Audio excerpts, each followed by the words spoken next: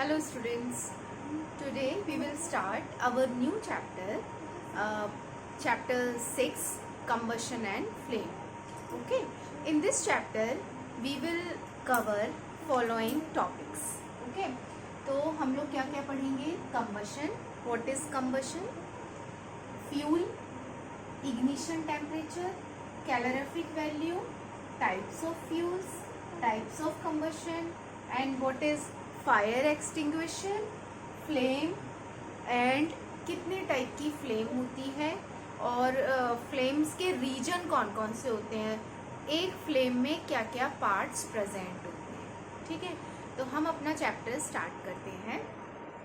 हमारा चैप्टर है chapter number 6, combustion and flame. इस चैप्टर में डिस्कस किया गया है कि कंबशन क्या होता है, उसके अलावा वो कंबशन कराने के लिए किसी भी सब्सटेंस में कंबशन कराने के लिए उस सब्सटेंस में क्या क्या खास बातें होनी चाहिए, क्या क्या चीज़ों की हमें ज़रूरत पड़ती है, टाइप्स ऑफ कंबशन कितने टाइप का होता है, और जो मटेरियल कंबशन शो करता है उस मटेरियल में कंबशन कराने के लिए क्या क्या कैरेक्टरिस्टिक फीचर्स होने चाहिए, और कंबशन करने के बाद जो एनर्जी वो रिलीज करता है हीट के रूप में, उसको हम क्या कहते हैं, और वो अगर उस एनर्जी को हम डिफरेंट पर्पसेस के लिए यूज़ करते हैं तो वो एनर्जी कहलाती है कैलोरीफिक वैल्यू. और कैलोरीफिक वैल्यू किसकी ज़्यादा होती है, किसकी कम होती है, तो ये सब हम इस चैप्टर में डिस्कस करेंगे. तो हम अपना चैप्टर स्टार्ट करते हैं कंबशन से. ठीक है,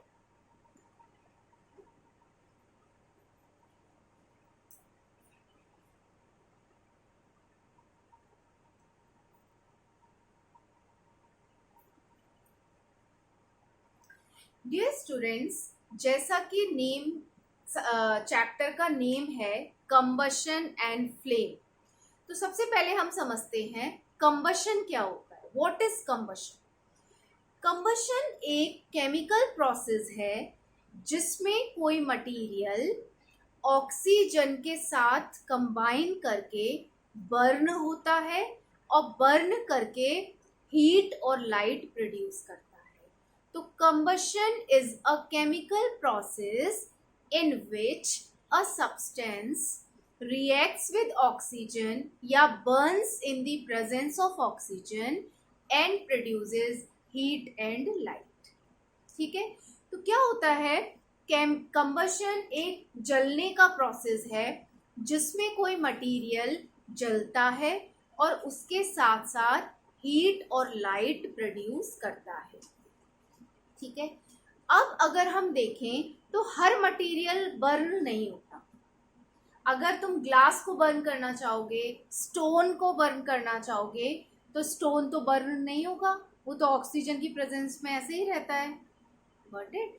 तो जो मटेरियल कंबशन प्रोसेस शो करते हैं वो मटेरियल कहलाते हैं कंबस्टिबल सब्सटेंसेस, और जो मटेरियल्स कंबशन प्रोसेस शो नहीं करते वो मटेरियल्स कहलाते हैं नॉन कंबस्टिबल सब्सटेंसेस. ठीक है, तो हमने क्या पढ़ा, combustion is a chemical process. और कंबशन को हमने केमिकल प्रोसेस क्यों कहा है, क्योंकि कंबशन में मटेरियल पूरा का पूरा खत्म हो जाता है और एक नया मटेरियल बन जाता है. तो नया मटेरियल के जो बनने का प्रोसेस होता है ना, वो केमिकल प्रोसेस होता है. और फिजिकल प्रोसेस क्या होता है, जिसमें कोई नई चीज नहीं बनती, चेंज तो होता है उस मटेरियल में, कोई नई चीज नहीं बनती. तो कंबशन एक केमिकल प्रोसेस है जिसमें ऑक्सीजन जरूरी होती है. अगर ऑक्सीजन नहीं है तो कोई मटेरियल कंबस्ट नहीं करेगा. Got it? तो दिस मीन्स कंबशन में कोई मटेरियल ऑक्सीजन के साथ रिएक्शन करके हीट और लाइट जनरेट करता है, और जो मटेरियल बर्न हो जाता है, कंबस्ट हो जाता है इजीली, वो कहलाता है कंबस्टिबल सब्सटेंस. और जो मटेरियल, जो सब्सटेंसेस बर्न नहीं होते हैं, कंबशन नहीं शो करते हैं, वो मटेरियल कहलाते हैं नॉन कंबस्टिबल सब्सटेंसेस. ठीक है, अब एक और चीज यहाँ पर जरूरी है कि कंबशन कराने के लिए हमें किन किन चीजों की जरूरत पड़ती है. ठीक है, एसेंशियल रिक्वायरमेंट्स फॉर कंबशन। एक तो प्रॉपर सप्लाई ऑफ ऑक्सीजन,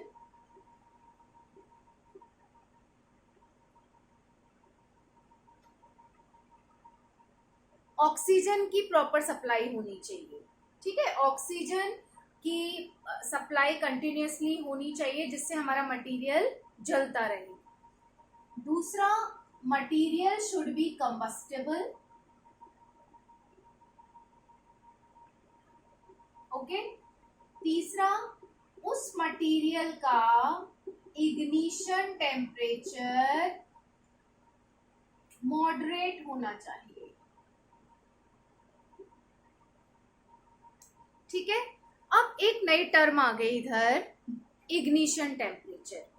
तो देखो स्टूडेंट्स, जब हम किसी मटेरियल को बर्न करते हैं, तो जब हम उस मटेरियल को जलाते हैं तो वो तुरंत नहीं जलता, हमें थोड़ा सा उसको थोड़ी देर हम हीट प्रोवाइड करते हैं, और एक पॉइंट ऐसा आता है कि वो मटेरियल सडनली जलने लग जाता है।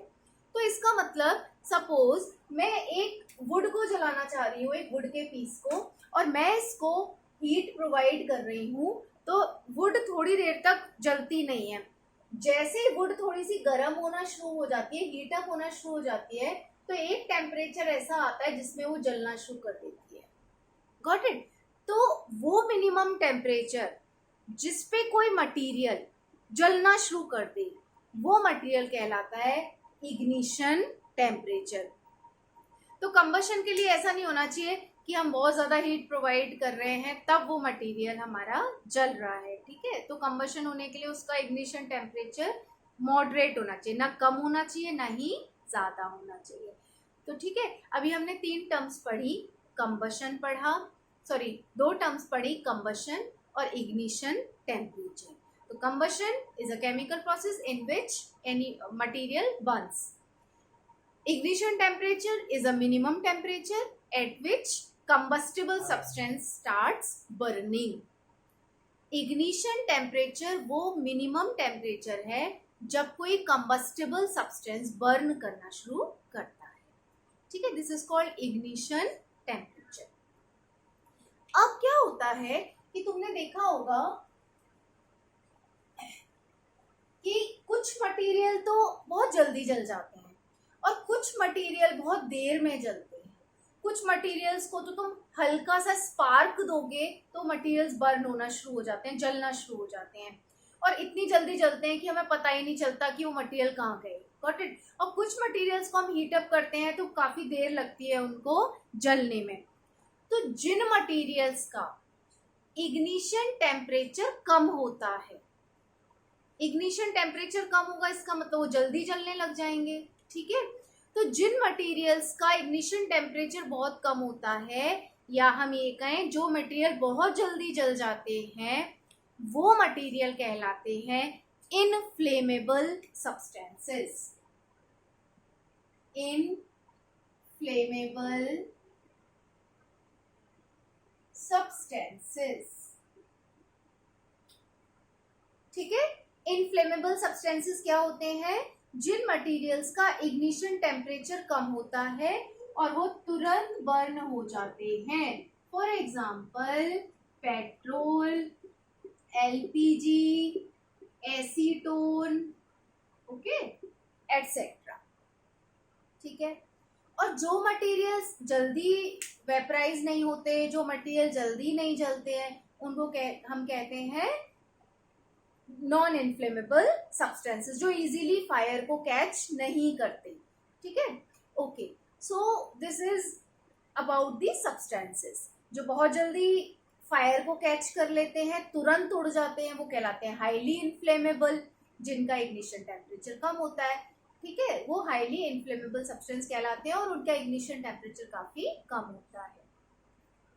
अब यहाँ पर एक और कॉन्सेप्ट है तुम्हारा कि हमने देखा है कुछ सब्सटेंस, तुमने देखा होगा कुछ सब्सटेंस फ्लेम से जलते हैं, उनके ऊपर एक फ्लेम दिखाई देती है हमें, और कुछ सब्सटेंस केवल गर्म हो जाते हैं, गर्म रेड हॉट हो जाते हैं और वो ग्लो करते हैं, वो फ्लेम से नहीं बर्न करते, बस चमकते हैं।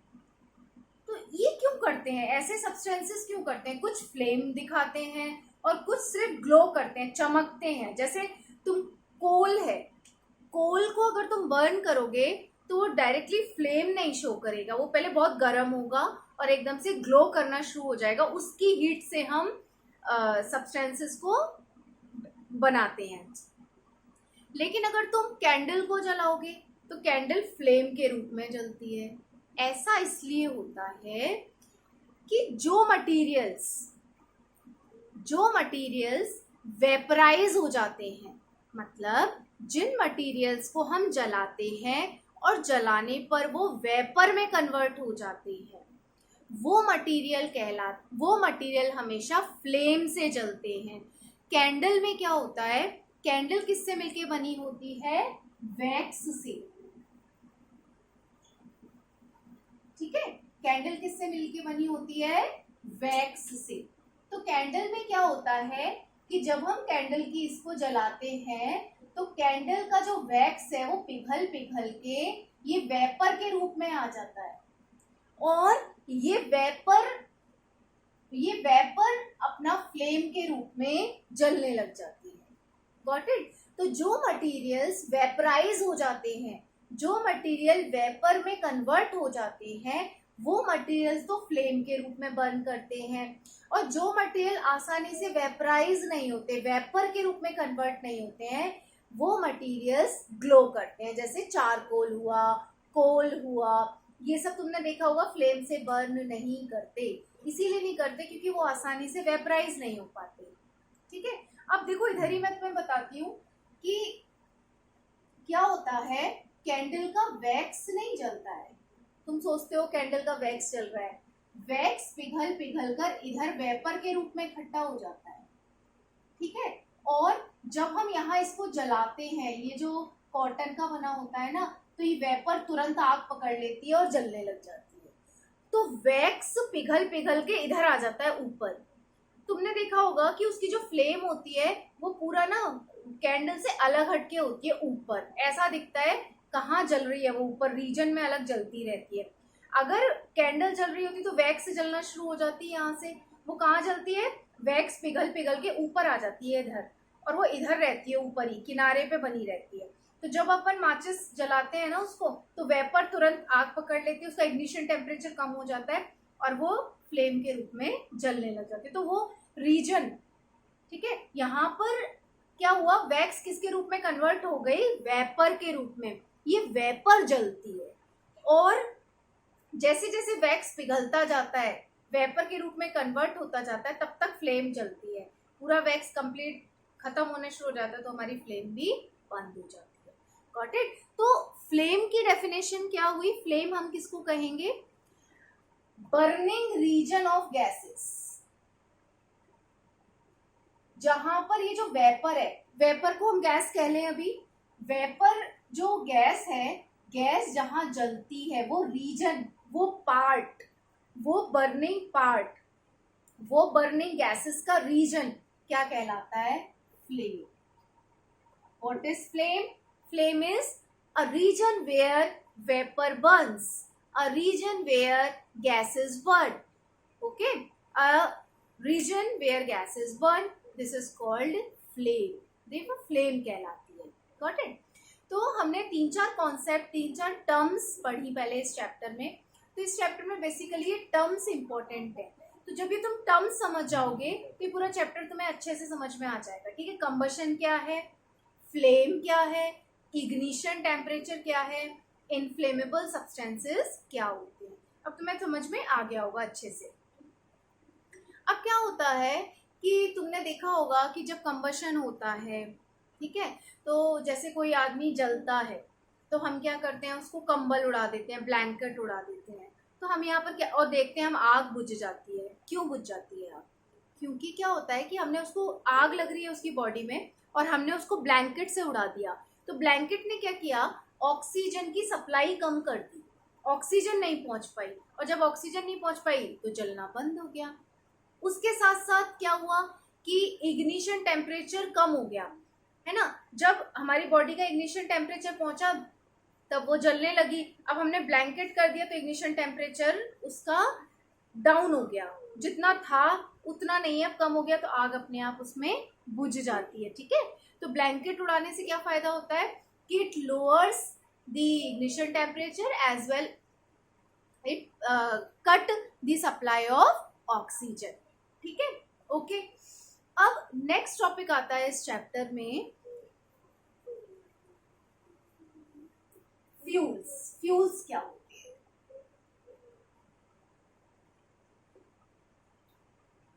ठीक है, फ्यूल्स जो मटेरियल कंबशन शो करता है और कंबशन शो करने के बाद इतनी हीट एनर्जी जनरेट करता है। तुमने देखा होगा कोई मटेरियल जलता है तो गर्माहट हमें फील होती है। तो कोई मटेरियल जब बर्न करे और बर्न करने पर इतनी हीट एनर्जी लिबरेट करे कि उसकी हीट एनर्जी को हम यूज कर सकें फर्दर वर्क के लिए, this is called fuel. Fuel is a substance which provide us energy, heat energy. ठीक है, तो फ्यूल वो सब्सटेंस होता है जो हमें हीट एनर्जी प्रोवाइड करता है फर्दर वर्क के लिए। ठीक है, और फ्यूल्स जो होते हैं उनकी स्टेट के बेसिस पे हम कैटेगराइज कर सकते हैं। सॉलिड फ्यूल्स भी होते हैं, ठीक है, लिक्विड फ्यूल्स भी होते हैं और गैसियस फ्यूल्स भी होते हैं। ठीक है, तो जो सॉलिड फ्यूल्स होते हैं जैसे काऊ डंग है, चारकोल है, वुड है, ठीक है, ये सब क्या है? सॉलिड फ्यूल्स हैं। लिक्विड फ्यूल्स क्या क्या है? पेट्रोलियम है, डीजल है, केरोसिन ऑयल है, ये सब हमें एनर्जी प्रोवाइड कर रहे हैं, हीट एनर्जी प्रोवाइड कर रहे हैं। तो ये कैसे फ्यूल हैं? लिक्विड फ्यूल्स हैं। क्यों? क्योंकि किस स्टेट में प्रेजेंट होते हैं? लिक्विड स्टेट में। गैसियस फ्यूल्स, गैसियस फ्यूल्स कौन से होते हैं? हाइड्रोजन एनर्जी गैसियस फ्यूल्स है। ठीक है, लिक्विफाइड पेट्रोलियम गैस एलपीजी एक गैसियस फ्यूल है। Okay, so these all are gaseous fuel. और एक और बात याद रखना कि ये जो फ्यूल होता है एक आइडियल फ्यूल, एक बहुत अच्छा फ्यूल कौन होता है? आइडियल फ्यूल वो फ्यूल होता है जिसको अगर हम जलाएं तो वो तुरंत जल जाए, उसका इग्निशन टेम्परेचर न कम हो न ज़्यादा हो, बीच का हो, मॉडरेट हो। क्योंकि जैसे पेट्रोल है, पेट्रोल है तो उसको हम जैसे जलाते हैं या हम एसीटोन की बात करें तो जो एसीटोन है वो तुरंत जल जाता है, तो हमें उसकी एनर्जी तो हम यूज अप ही नहीं कर पाते। Got it? तो इग्निशन टेम्परेचर फ्यूल्स का मॉडरेट होना चाहिए, ना कम ना ज़्यादा, क्योंकि ज़्यादा होगा तो हम जलाते जा रहे हैं, हमारी हीट वहीं वेस्ट हो जा रही है, वो एनर्जी इतनी प्रोड्यूस नहीं कर रहा है। तो गुड फ्यूल के लिए क्या होना चाहिए? एक तो वो उसका इग्निशन टेम्परेचर मॉडरेट होना चाहिए। दूसरी बात, जो फ्यूल जलने पर जितनी हीट एनर्जी निकालते हैं ना, वो हीट एनर्जी कहलाती है calorific value. What is calorific value? Fuel के जलने पर जो एनर्जी होती है ना, उसको हम एक नाम देते हैं और उसकी एनर्जी का क्या नाम होता है? Calorific value. हर फ्यूल जलने पर एनर्जी प्रोड्यूस करता है और जो फ्यूल जितनी ज़्यादा एनर्जी प्रोड्यूस करेगा उतना ज़्यादा हम उस फ्यूल को यूज़ करेंगे। इसका मतलब वो ज़्यादा कैलोरीफिक वैल्यू प्रोड्यूस कर रहा है, ज़्यादा कैलोरीज हमें दे रहा है, ज़्यादा एनर्जी दे रहा है। तो फ्यूल जलने पर 1 किलोग्राम फ्यूल जलने पर जितनी हीट एनर्जी लिबरेट होती है, 1 किलोग्राम फ्यूल जलने पर जितनी हीट एनर्जी लिबरेट होती है वो कैलोरीफिक वैल्यू कहलाती है। और जो कैलोरीफिक वैल्यू होती है फ्यूल की वो आपकी ज़्यादा होनी चाहिए, तभी तो फ्यूल अच्छा है। ओके, दूसरी बात, फ्यूल आसानी से अवेलेबल होना चाहिए। तीसरी बात कि जो फ्यूल हो रहा है वो जलने पर हार्मफुल गैसेस प्रोड्यूस नहीं करनी चाहिए। जैसे हम काऊ डंग को जलाते हैं तो धुआं धुआं हो जाता है, तो पॉल्यूशन क्रिएट होता है।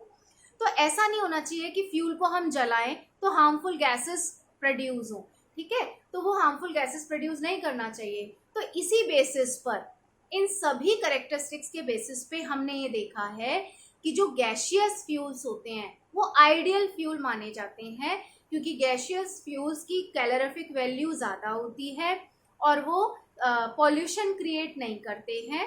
दूसरी बात, जो इस सारे फ्यूल्स में से जो हाइड्रोजन गैस है उसकी कैलोरीफिक वैल्यू सबसे ज़्यादा होती है, इस वजह से सबसे अच्छा फ्यूल वो माना जाता है। और जो सॉलिड फ्यूल्स होते हैं उनकी कैलोरीफिक वैल्यू भी कम होती है, वो हार्मफुल गैसेस भी प्रोड्यूस करते हैं और वो रेडिली अवेलेबल भी नहीं होते, क्योंकि वो फॉसिल फ्यूल्स होते हैं। हमने पिछले चैप्टर में पढ़ाया था कि फॉसिल फ्यूल्स जो होते हैं वो एक दिन ऐसा आएगा वो खत्म हो जाएंगे, तो इसीलिए वो रेडिली अवेलेबल भी नहीं हो पाते हैं आसानी से। Got it? तो these are the characteristics of ideal fuel and calorific value.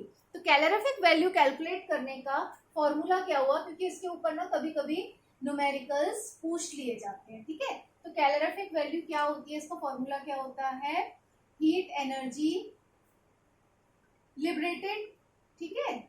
क्या कब होती है heat energy liberated? When 1 kilogram fuel is burned, okay. और इसकी यूनिट क्या होती है, किलो जूल्स पर किलोग्राम, ठीक है, किलो जूल्स पर किलोग्राम इसकी ये यूनिट होती है, ठीक है। तो amount of heat energy liberated by burning of 1 kilogram of fuel is called calorific value, okay. Now next topic is, क्या होता है कि अगर सपोज मैच स्टिक की स्टोरी हम लोग जनरली कंबशन कराने के लिए, जलाने के लिए ना मैच स्टिक यूज करते हैं, गॉट इट।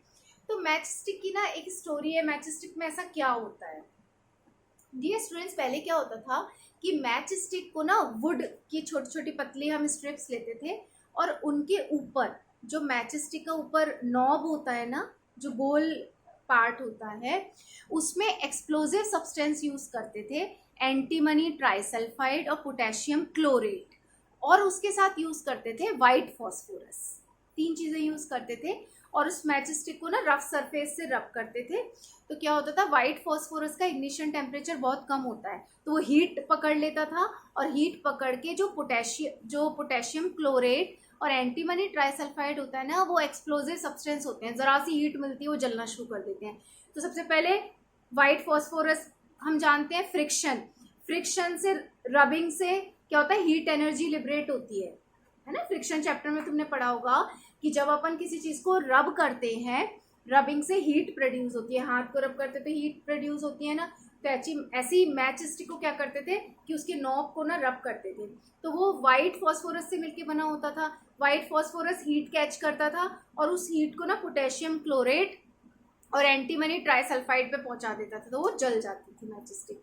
लेकिन क्या होता था कि इसमें ना वाइट फॉस्फोरस जो होता था वो बहुत ज़्यादा, जो वर्कर्स थे ना उस प्लांट में, उस फैक्ट्री में, तो वर्कर्स को जॉ से रिलेटेड प्रॉब्लम होना शुरू हो गई, फॉस जॉ।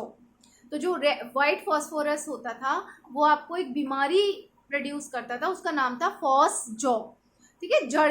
जो जबड़े होते थे उनके वीक हो जाते थे दांत के, ठीक है। तो धीरे धीरे ना उनकी हड्डियां भी वीक हो जाती थी, तो वर्कर्स मरना शुरू हो गए। तो इसीलिए मैच स्टिक में क्या किया गया, वाइट फॉस्फोरस के बदले रेड फॉस्फोरस यूज किया गया। तो आजकल जो हम यूज करते हैं वो हम क्या यूज करते हैं, रेड फॉस्फोरस यूज करते हैं। और रेड फॉस्फोरस में क्या होता है कि जो मैच स्टिक वुड लेते हैं हम, और वुड के ऊपर पोटेशियम क्लोरेट और एंटीमनी ट्राइसल्फाइड का मिक्सचर तो होता ही है, ओके। और जो माचिस की तुमने देखा होगा जो साइड होती है वो रेड फॉस्फोरस से और ग्लू की मदद से उसको चिपका दिया जाता है। और जब अपन थोड़ा सा मैच स्टिक को ऐसे रब करते हैं ना, तो जो रेड फॉस्फोरस है वो हीट एब्जॉर्ब करता है आपका, और हीट एब्जॉर्ब करने के बाद ना रेड फॉस्फोरस वाइट फॉस्फोरस में कन्वर्ट हो जाता है और एंटीमनी ट्राइसल्फाइड और पोटेशियम क्लोरेट बर्न होना शुरू हो जाते हैं, ठीक है। This is the story of match sticks.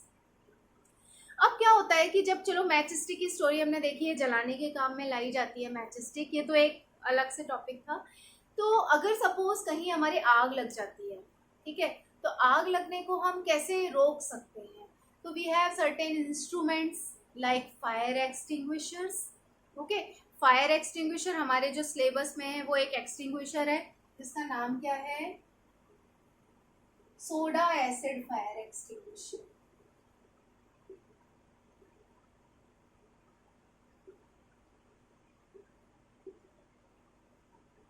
ठीक है, सोडा एसिड फायर एक्सटिंग्विशर। इसमें पता है क्या होता है, ये एक इंस्ट्रूमेंट है जो आग बुझाने के काम में लाया जाता है। अब ये काम कैसे करता है, इसके अंदर क्या होता है, होता क्या है कि ये जो इंस्ट्रूमेंट होता है ना, इसके अंदर एक बॉटल होती है जिसमें एसिड भरा होता है, H2SO4, ठीक है, और इसके चारों तरफ क्या भरा होता है, बेकिंग सोडा, ठीक है, जिसका फॉर्मूला होता है NaHCO3। अब क्या होता है, और फिर यहाँ पर एक नोजल लगी होती है, ठीक है, जैसी आग लगती है कहीं तो इस इंस्ट्रूमेंट को उल्टा कर देते हैं और प्रेस करते हैं, तो क्या होता है, ये एसिड फैल के इसमें मिक्स हो जाता है बेकिंग सोडा में। तो बेसिकली एसिड और बेकिंग सोडा की रिएक्शन होती है। अब देखो कैसे होती है रिएक्शन, NaHCO3 प्लस H2SO4। जो बेकिंग सोडा होता है ना वो आपका बेस होता है, बेसिक होता है, और ये कौन होता है, एसिड। तो एसिड और बेस आपस में, जब एसिड और बेस की आपस में रिएक्शन होती है तो न्यूट्रलाइजेशन रिएक्शन होती है। तो इसकी रिएक्शन से क्या बनता है, कार्बन डाइऑक्साइड गैस बनती है। तो क्या होता है, कार्बन डाइऑक्साइड गैस बनती है प्लस सॉल्ट बनता है Na2SO4 प्लस वाटर बनता है, ठीक है। तो इसमें क्या होता है फिर कि जैसे ही हम इसमें CO2 गैस रिलीज होती है तो ये नोजल से CO2 गैस निकलना शुरू हो जाती है, और जो CO2 गैस होती है ना वो ऑक्सीजन गैस से भारी होती है, ठीक है। तो ऑक्सीजन यहाँ फैली हुई है और उसके भारी होती है तो वो क्या करती है, एक ब्लैंकेट बना लेती है चारों तरफ कार्बन डाइऑक्साइड का, और जहाँ आग लग रही होती है तो वहां हम इस इंस्ट्रूमेंट से ऐसे छिड़काव करते हैं तो CO2 गैस बाहर निकलती है, क्योंकि अंदर तो ये रिएक्शन हुई है। तो CO2 गैस एक ब्लैंकेट बना लेती है चारों तरफ और आग बुझ जाती है, क्योंकि वो ऑक्सीजन की सप्लाई को कट कर देती है। Got it. CO2 तो जलने में हेल्प नहीं करती है, CO2 doesn't help in burning, whereas oxygen helps in burning, ठीक है। तो this is how fire extinguisher works. और इसको सोडा एसिड क्यों कहते हैं, sodium bicarbonate is baking soda, तो सोडा और acid, soda acid fire extinguisher, ठीक है। So this is all about the fire. बहुत सारे फायर एक्सटिंग्विशर होते हैं, ठीक है, लेकिन क्या होता है कि छोटे लेवल पे जब आग बुझानी होती है, जैसे लैब में कहीं लग जाए या बिल्डिंग में लग जाए तो हम छोटा सा फायर एक्सटिंग्विशर से बुझा सकते हैं। लेकिन जब बड़ी जगह आग लगती है, बहुत ज़्यादा लगती है, तो हम वाटर हॉजेज लेते हैं ना, फायर ब्रिगेड को बुलाते हैं, तो वो वाटर बुझाता है उन आग को, ओके। तो और ये भी डिपेंड करता है कि आग का रीज़न क्या है, आग किसकी वजह से लगी है। अगर सपोज शॉर्ट सर्किटिंग हो गई, कहीं बिजली की वजह से आग लगी, इलेक्ट्रिक करंट की वजह से आग लगी है, तब हम पानी नहीं डालेंगे उसमें, क्यों, क्योंकि पानी से तो और इलेक्ट्रिक शॉक लगेगा।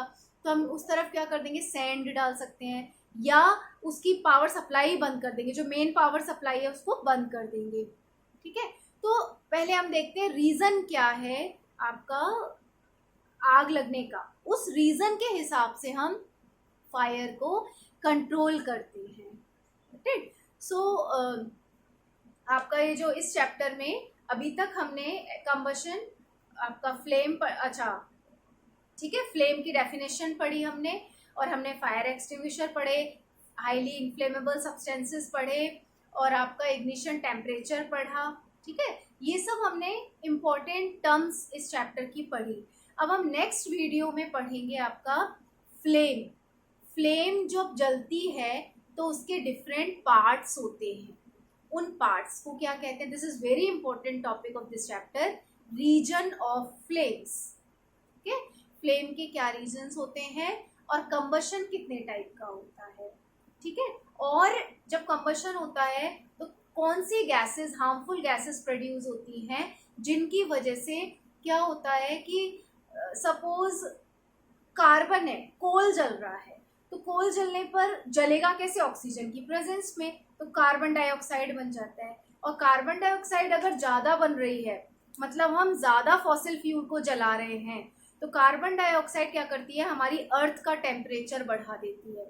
ठीक है, तो हमारी अर्थ गर्म होना शुरू हो जाती है। This is called global warming. तो सर्टेन जब हम फ्यूल ऐसा नहीं होना चाहिए जो कि हार्मफुल गैसेस प्रोड्यूस करे। यही मैंने बताया, जो सॉलिड फ्यूल्स हैं वो हार्मफुल गैसेस प्रोड्यूस करते हैं, तो ग्लोबल वार्मिंग जनरेट करते हैं। What is global warming? Warming of our earth by certain gases, this is called global warming. और यही गैसेस क्या करती हैं, ऊपर जाती हैं क्लाउड्स के पास, क्लाउड्स में पानी होता है और पानी के साथ रिएक्शन करती है, और पानी के साथ रिएक्शन करने पर एसिड बना लेती हैं यही रेन। देखो कैसे, फॉर एग्जाम्पल हम बताएं,